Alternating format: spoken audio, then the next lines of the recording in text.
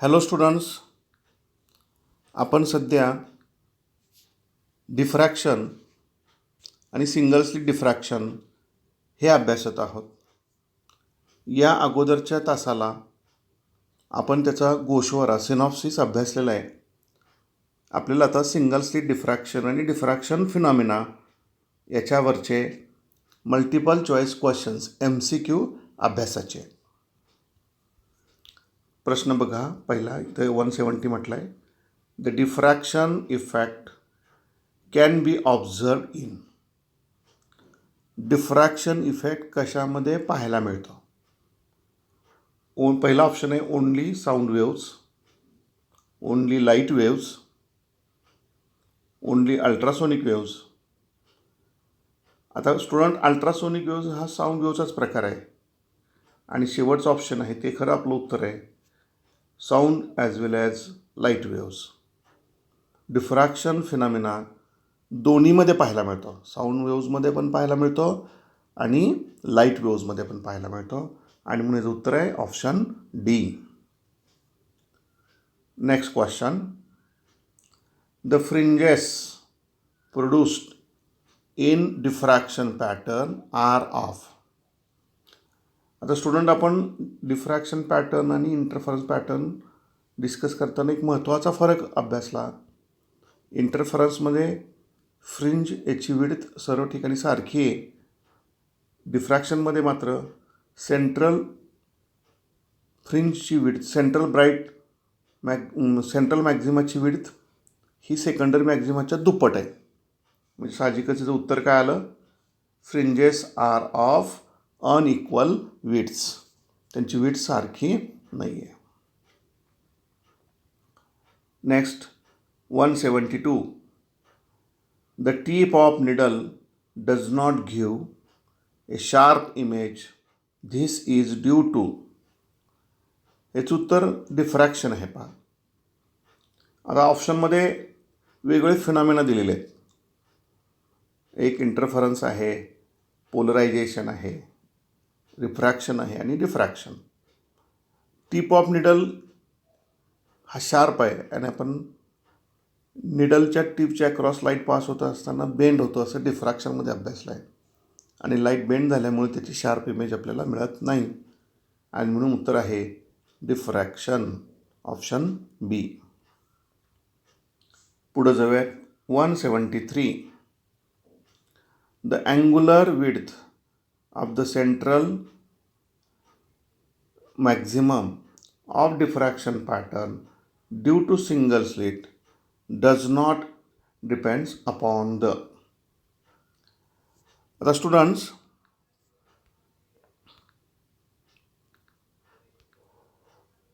आपण असं म्हणूयात ही एक स्लिट आहे आपल्या समजण्यासाठी.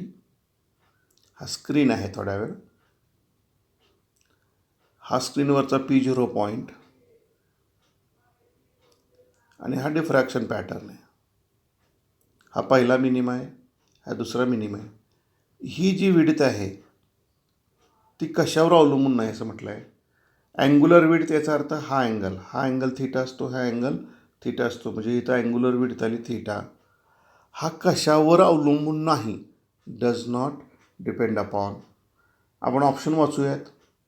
ए, distance between slit and source. Slit, आता फ्रॉन ऑफ डिफ्रॅक्शनमध्ये सोर्स इन्फिनिटी की दूरवर आहे, किती अंतरावर आहे, त्या अंतराचा आणि ह्या थीटाचा काही संबंध नाही आहे आणि म्हणून याचं उत्तर आहे डी, ऑप्शन ए.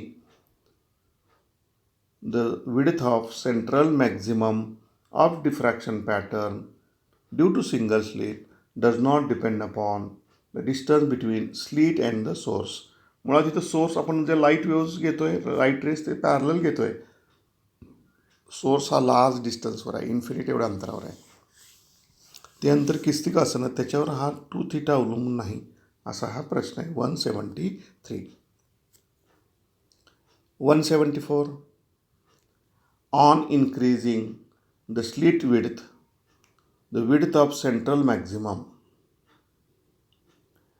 आपण आता इथे काय काय वाढवायचं म्हणतात बघा, स्लिट विड्थ.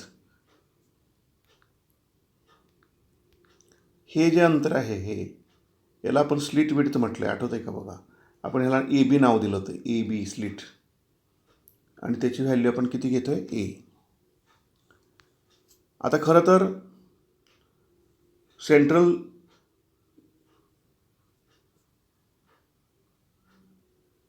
सेंट्रल मॅक्झिमा ह्याची विड्थ आपण 2W असं म्हटलं आहे, इज इक्वल टू W0 असं म्हटलं आहे. आणि याचा फॉर्म्युला आहे 2 into lambda capital D divided by small D.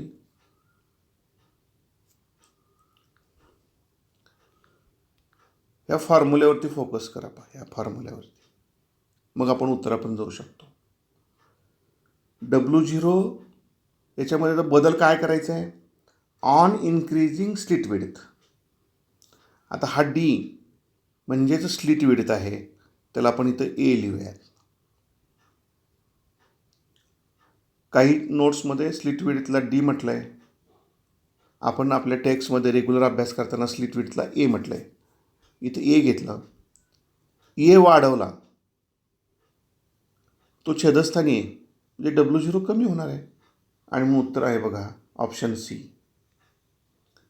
If we increase slit width, the width of central maximum decreases. Student, हे फॉर्म्युल्यावरून अजून आपण थोडं वेगळं डिस्कशन करू शकतो.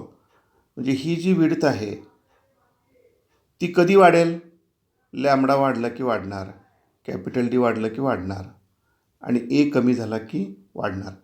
पण इथे ए वाढवलं तर ह्या प्रॉब्लेममध्ये, आणि म्हणून डब्ल्यू त्याच्या उलट व्यस्त प्रमाणात म्हणजे कमी होते, आणि उत्तर आहे option C, decreases.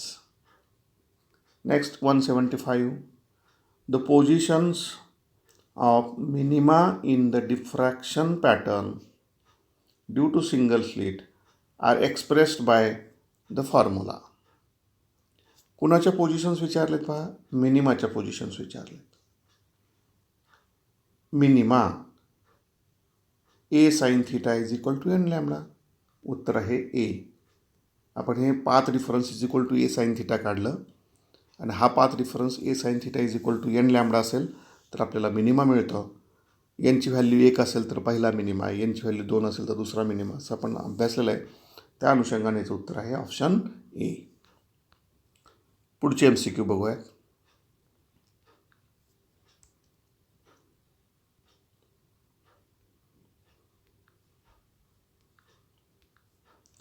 176. The diffraction effect of light expresses that. Diffraction of light हा काय एक्सप्रेस करतो, त्याचं उत्तर ऑप्शन बी आहे पहा. Light is having wave motion. Light is a wave motion. Light wave मोशनच्या स्वरूपात आहे, हे याच्यातून एक्सप्रेस होतं. 177. Size of the obstacle in order to observe the diffraction of light must be. आपण डिफ्रॅक्शन म्हणजे काय हे अभ्यासताना असं पाहिलं होतं पहा. साईज, आपण जो ऑब्स्टॅकल घेतो त्याची साईज ही nearly equal to lambda, wavelength तेवढी असली पाहिजे. म्हणजे काय, of the order of wavelength. Option B हे त्याचं उत्तर आहे. लाईटचं बेंडिंग होतं, पण कंडिशनल बेंडिंग आहे पहा ते. ज्या वेळेस ऑब्जेक्टची साईज ही लाईटच्या वेवलेंथच्या जवळपास असेल, सारखी असेल, त्याच वेळेस डिफ्रॅक्शन होतं, आणि म्हणजे उत्तर आहे option B, of the order of wavelength. Next 178. Fresnel's zones are known as half period zones because of the path difference between consecutive zones is. आता हे फ्रेनल झोन म्हणजे काय, तर डिफ्रॅक्शन्स अभ्यासताना आपण असं गृहीत धरलेलं आहे, स्लिटचे छोटे छोटे भाग करतोय आपण. हा स्लिट आहे असं गृहीत धरा.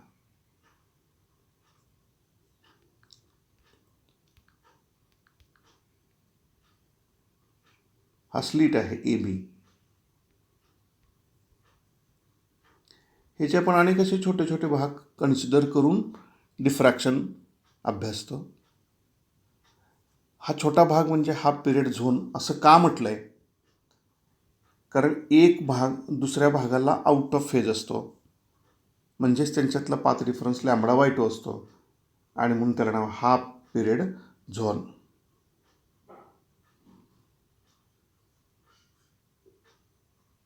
Fresnel's zones are known as half period zones because path difference between consecutive zone is λ/2. छोटे छोटे भाग त्याला झोन असं म्हटलं आहे. दोन लगतच्या झोनमधला पाथ डिफरन्स हा λ/2 असतो आणि म्हणून त्याला हाफ पिरियड झोन असं म्हटलेलं आहे. 179. The amplitudes of two consecutive half period zones are. साहजिकच अपोजिट साईन. ते पाथ डिफरन्स λ/2 आहे म्हणजे ते आउट ऑफ फेज आहेत. आउट ऑफ फेज आहेत म्हणजेच आपण समजा एक वेव काढली, हा क्रेस्ट आणि हा ट्रफ आहे, हा ॲम्प्लिट्यूड आहे एका पार्टचा, हा दुसऱ्या पार्टचा ॲम्प्लिट्यूड आहे असं गृहीत धरू. साहजिकच हा अप्पर हाफमध्ये आणि हा लोअर हाफमध्ये, म्हणजे हा पॉझिटिव्ह गृहीत धरला तर हा निगेटिव्ह, आणि म्हणून उत्तर आहे अपोजिट सायन्स. पुढे जाऊयात.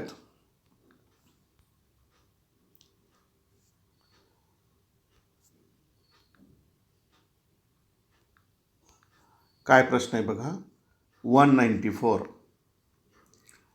Light of wavelength 5000 into 10⁻10 meter is incident normally on a slit. The first minimum of the diffraction pattern is observed to lie at a distance of 5 millimeter from the central maximum on the screen placed at a distance of 3 meter from the slit. Then the width of the slit is. आता इथं student दिलेला data बघूयात काय आहे.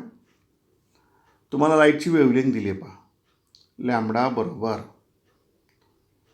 5000 into 10⁻10 metre म्हटलं आहे. ते मी आणखी सिम्प्लिफाईड स्वरूपात लिहितो, 5 into 10⁻7 मीटर. आणखी दुसरी व्हॅल्यू काय दिली बघा. Diffraction pattern is observe to lie at a distance of 5 mm from the central maximum. First minima किती अंतरावर आहे ते दिलेलं आहे. स्टुडंट, सेंट्रल मॅक्झिममपासून फर्स्ट मिनिमा जेवढ्या अंतरावर असतो त्यालाच आपण width of the secondary maximum म्हटलं आहे, आणि हे डब्ल्यू बरोबर उत्तर आहे 5 mm, 5 मिलीमीटर. त्याचं रूपांतर मीटरमध्ये केल्यावर 5 into 10⁻³ मीटर. आता हे डब्ल्यू दिलं हे ओळखणं ह्या प्रॉब्लेममध्ये महत्त्वाचं होतं पहा. The first minimum of the diffraction pattern is observed to lie at a distance of 5 millimeter from the central maximum. Central मॅक्झिममपासून तो 5 मिलीमीटर एवढ्या अंतरावर आहे, 5 mm. ते अंतर म्हणजेच सेंट्रल मॅक्झिमा आणि फर्स्ट मिनिमा याच्यातलं अंतर म्हणजेच सेकंडरी मॅक्झिमाची विड्थ, त्याला आपण डब्ल्यू म्हणूयात. त्याचं उत्तर आहे 5 into 10⁻³ मीटर. मिलीमीटरमध्ये होतं ते मीटरमध्ये कन्व्हर्ट केलं. ह्या सिच्युएशनमध्ये स्क्रीन किती अंतरावर ठेवलं आहे. Screen placed at a distance of 3 metre, म्हणजे capital D is equal to 3 metre असं इथं गिव्हन आहे. एवढ्या व्हॅल्यू दिली असताना slit width A is equal to question mark. Slit width A is equal to question mark. आता आपल्याला हा डब्ल्यू दिलेला आहे, तर डब्ल्यूचा फॉर्म्युला लिहूयात. W is equal to lambda into capital D upon A. A म्हणजे स्लिट विड्थ. म्हणून ए बरोबर हाच फॉर्म्युला रिअरेंज केला तर उत्तर येतं आहे लॅम्बडा डी अपॉन डब्ल्यू. बरोबर आहे. आता व्हॅल्यू ठेवावं लागतील म्हणून ए बरोबर व्हॅल्यू ठेवूयात. लॅम्बडाची व्हॅल्यू आता व्हॅल्यू ठेवताना सर्व व्हॅल्यू एकाच युनिट सिस्टीममध्ये पाहिजेत हे लक्षात असू द्या. लॅम्बडा व्हॅल्यू आहे 5 × 10⁻⁻7 मीटर इंटू कॅपिटल डीची व्हॅल्यू आहे 3 मीटर. ह्याला भागिले डब्ल्यू त्याची व्हॅल्यू आहे 5 × 10⁻³ 5 5ला कॅन्सल झालं पहा. 10⁻³ न्युमरेटरला आला की तो प्लस होईल. मग शिल्लक काय राहिलं ए इज इक्वल टू 3 × 10⁻⁻4 मीटर. तसं उत्तर आहे का शोधायचं आहे आपल्याला. आता आपण उत्तर काढलं मीटरमध्ये पण आन्सरला युनिट आहेत सेंटीमीटर. मग मीटर टू सेंटीमीटर केलं की हीच व्हॅल्यू येईल 3 × 10⁻² आणि ती सिम्प्लिफाय केल्यावर ते -2 ॲडजस्ट केल्यानंतर 0.03 सेंटीमीटर असं उत्तर असेल. आणि तसं ऑप्शन आहे ऑप्शन सी. ऑप्शन सी हे उत्तर आहे 0.03 सेंटीमीटर. कॅल्क्युलेशन एकदम सोपे होते पहा स्टुडंट. महत्त्वाचं काय होतं काय व्हॅल्यू दिले हे ओळखणं. याच्यामध्ये ही जी व्हॅल्यू आहे the first minimum of the diffraction pattern is observed to lie at a distance of 5 millimetre from the central maximum on a screen. ह्या वाक्याचा अर्थ ही व्हॅल्यू डब्ल्यूची सेंट्रल मॅक्झिमापासून फर्स्ट मिनिमा जेवढ्या अंतरावर असतो त्यालाच आपण width of the secondary maximum त्यालाच डब्ल्यू असं म्हटलं आहे. आणि ह्या डब्ल्यूची व्हॅल्यू 5 मिलीमीटर होती ते आपण लिहिताना मीटरमध्ये लिहिली. बाकीचा मग प्रॉब्लेम सोडवणं सोपं आहे. लॅम्बडा दिलेला होता, स्लीट आणि स्क्रीनमधलं अंतर दिलेलं आहे आणि त्यानंतर स्लीट विड्थ ए काढा म्हटलं आहे. आपण अगोदर डब्ल्यूचा फॉर्म्युला लिहिला, तो ईसाठी रिअरेंज केला, व्हॅल्यू ठेवल्या, कॅल्क्युलेशन करून उत्तर काढलं. पण उत्तर आपण सर्व व्हॅल्यू SI सिस्टीममध्ये ठेवल्यामुळे उत्तराला एकक आलं मीटर. पण ऑप्शनमधले युनिट्स पाहिल्यावर ते आहेत सेंटीमीटर. आणि मग कन्व्हर्जन करून सेंटीमीटरमध्ये कन्व्हर्ट केल्यावर लक्षात आलं ऑप्शन सी हे आपलं उत्तर आहे 0.03 सेंटीमीटर. पुढं जाऊया student.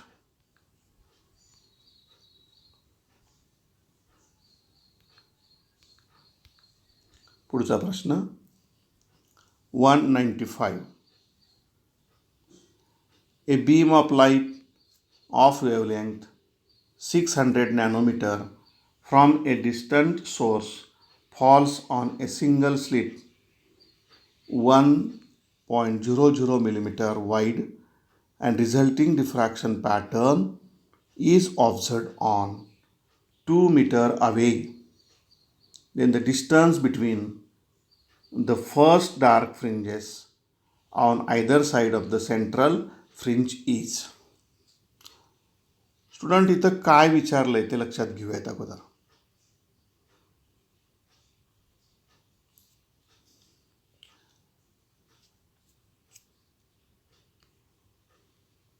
The distance between first dark fringe on either side of the central fringe असं म्हटलं आहे. मी तुम्हाला समजण्यासाठी हा डिफ्रॅक्शन पॅटर्न इथं काढतो. हा सेंट्रल मॅक्झिमा आहे असं गृहीत धरा. हा सेंट्रल मॅक्झिमा आहे, हा फर्स्ट मिनिमा आहे एका बाजूला, तसं दुसऱ्या बाजूला हा फर्स्ट मिनिमा. हे जे अंतर असतं त्याला आपण डब्ल्यू म्हणायचं ठरवलं आहे. हे अंतर आहे ते पण डब्ल्यू आणि दोघांची बेरीज केल्यावर W0 is equal to 2W म्हणजे सेंट्रल मॅक्झिमाची विड्थ आली. आता तुम्हाला ही सेंट्रल मॅक्झिमाची विड्थ याची व्हॅल्यू दिली आहे बघा. The distance between the first dark fringes on either side of the central fringe is, म्हणजे distance between first dark fringe, म्हणजे फर्स्ट डार्क फ्रिंज म्हणजे हा मिनिमा ऑन आयदर साईड म्हटलं आहे. ह्याच्यातलं हे टोटल अंतर किती असं विचारलं आहे. हे टोटल अंतर विचारलं आहे म्हणजे तुम्हाला विचारलं आहे W0, आणि W0 बरोबर उत्तर आहे 2W. याच्यावर काय उत्तर आहे 2W.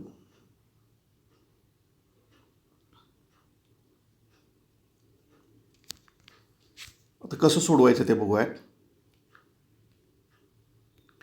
काय काढायचं हे आपल्या लक्षात आलं. तर गिव्हन काय काय बघा लिहूयात. लॅम्बडा दिलेला आहे 600 नॅनोमीटर. कॅपिटल डी दिले 1 मीटर, सॉरी हा 2 मीटर आहे पहा, 2 मीटर म्हटलं आहे. सिंगल स्लिट 1 mm वाईड, याची व्हॅल्यू दिली आहे 1 मिलीमीटर. फक्त काय काढायचं हे स्ट्रेट फॉरवर्ड दिलं, व्हॅल्यू व्यवस्थित दिलेली आहेत. स्ट्रेट फॉरवर्ड प्रॉब्लेम आहे. W0 बरोबर फॉर्म्युला आहे 2 lambda into capital D upon A. Value ठेवूयात 2 इंटू लॅम्बडा, तर 600 नॅनोमीटर आहे, तो येईल 6 इंटू 10⁻⁻7. कसं आलं लक्षात आलं का बघा. नॅनोमीटर टू मीटर कन्वर्ट करताना 10⁻⁹. त्यानंतर हे 2 झिरो ॲडजस्ट केल्यानंतर 10⁻⁻7. 2 लॅम्बडा, कॅपिटल डीची व्हॅल्यू आहे 2 मीटर डिवाइड बाय ए, तो 1 मिलीमीटर आहे पहा, म्हणजे 1 into 10⁻⁻3.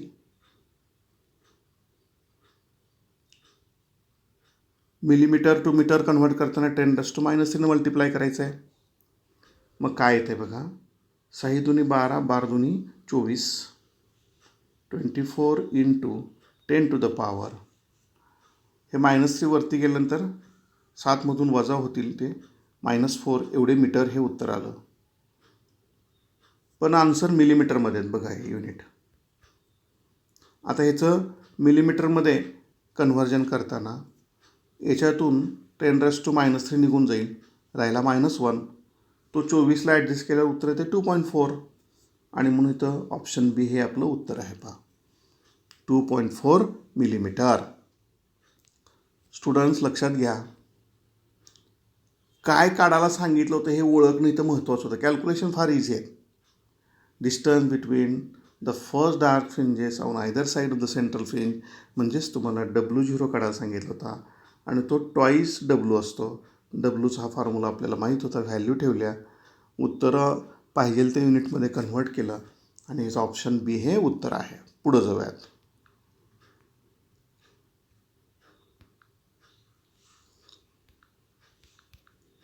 (196) In a single slit diffraction, the width of the slit is 0.5 centimeter, focal length of the lens is 40 centimeter, and the wavelength of the light is 4890 angstrom minute.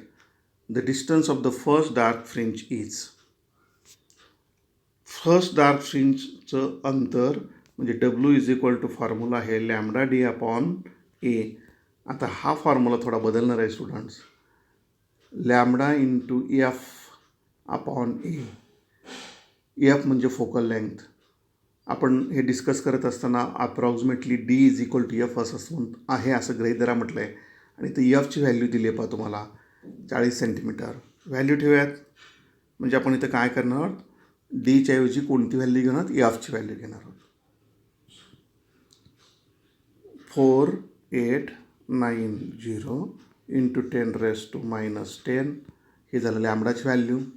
एफची value आहे 0.4. कारण ते 40 centimetre आहे, ते मीटरमध्ये केल्यावर 0.4 येईल, divided by A, width of the slit is 0.5 centimetre म्हटलं आहे, इंटू 10⁻⁻².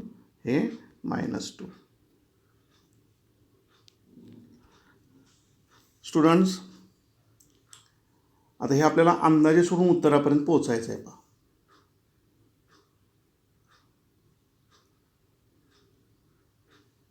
ही जी व्हॅल्यू आहे, थोड्या वेळा आपण 5000 म्हणूयात. म्हणजे काय ते बघा, मी थोड्या वेळ ॲप्रॉक्सिमेटली काय केलं, त्या व्हॅल्यूला 5000 घेतलं, इंटू 10⁻⁻10 इंटू 0.4चा मी 4 केला, तर 0.5चा मला 5 करावं लागेल, आणि हे 10⁻⁻² तसेच. हे 5 कॅन्सल झालं, शिल्लक राहिलं 4. हे -2 वर आलं तर प्लस होतील, आणि हे 3 शून्य ते पण प्लस आहेत, म्हणजे ह्याच्यातून 10⁻⁻10 मधून -5 गेले, म्हणजे राहिले 10⁻⁻10 मधून +5 गेले, -5 राहिले, आणि तसं उत्तर बी आहे. पहा, 4 × 10⁻⁵ मीटर. ह्या प्रॉब्लेममध्ये वेगळं काय होतं, capital D is nearly equal to F, हे गृहीत धरणं हे वेगळं होतं. अशा रीतीने आपण आत्ताच्या तासाला सिंगल स्लिट डिफ्रॅक्शनवरचे बरेच MCQ सोडवलेले आहेत.